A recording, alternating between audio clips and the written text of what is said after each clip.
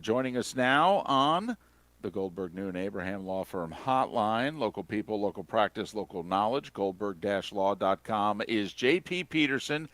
You see him on Fox Sports Florida. He's host of the JP Show on AM 820 in Tampa, and you can also find it on the FanStream app, which is, well, part of his Twitter handle, at FanStream JP. JP, top of the morning to you. How you feeling? How's life?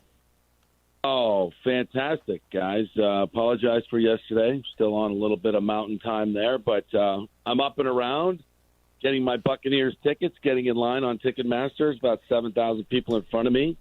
See a 15% price increase, but that's okay. We're relevant again, so everybody's happy. Actually, a lot of Bucs fans are pissed off at this price increase, but they'll get over it. You know, they're going to have to. Sorry about your luck. I had no problem. I couldn't buy 2 season tickets in the club fast enough in the last 48 hours, and I'm very happy with the $3,500 I spent on them, and I figure I sell them and I get to go to 2 games for free is the way I've always looked at this. But I want to know, how the hell did you get on the golf course with Arians? I don't even care about Tom Brady. I want to know how you got in this foursome, JP.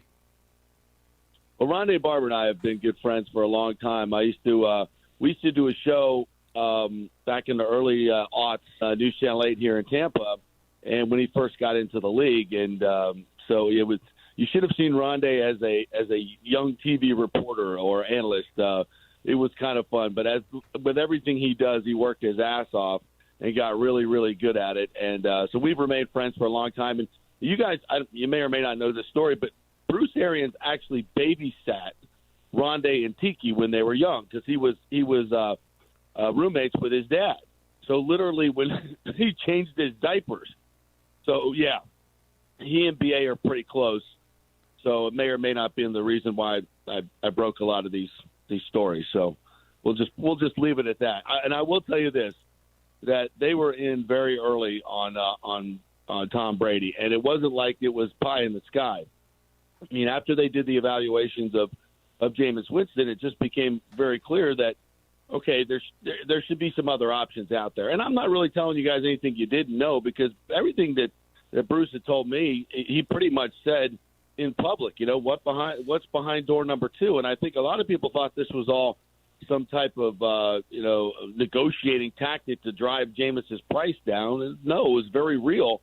They were looking at other options. And as I reported many, many weeks ago, it was Brady, Bridgewater, and Jameis. And they felt all along that they could win with all 3 of them with this team that they have coming back. And I think people are starting to see now, as they, stop with the lazy take of, same old Bucs, why would he go there? Look under the hood a little bit and go, damn, this team was number 1 in defensive efficiency in the last 6 weeks when JPP came back. They've re-signed him. The defense is on to come with Todd Bowles. I mean, they've really got better.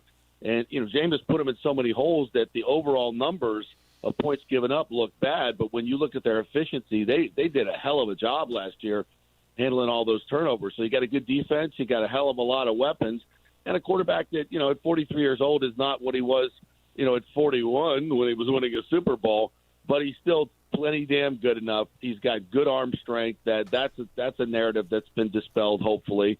This is a marriage that is going to work, if only for a couple of years. But, hey, 2 years of bliss, I'll take it.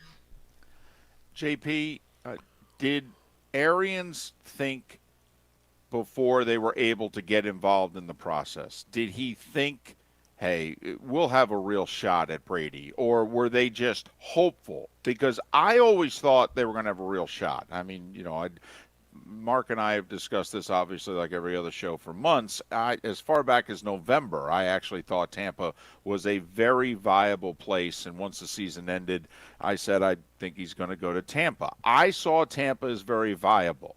A lot of people didn't. Did the Bucs think Brady would see them as viable?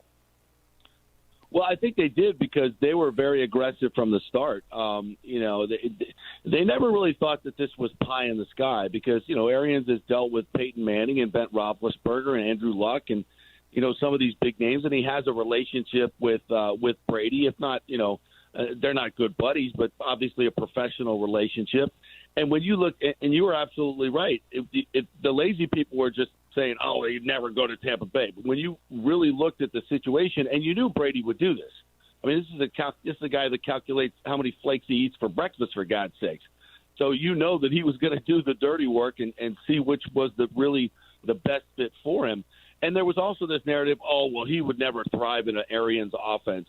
And I just think that's absolutely laughable and insulting, frankly, to Bruce Arians and his coaching staff, to think that the greatest quarterback in the history of the game, and yes, diminished talent somewhat, would not be able to somehow figure out how to be efficient with Godwin, Mike Evans, O.J. Howard, Cam Brate.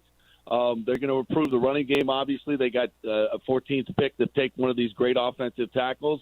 I mean, Tom Brady is not a stupid man. And there's another layer to this that I think is very interesting as he begins his second season of life.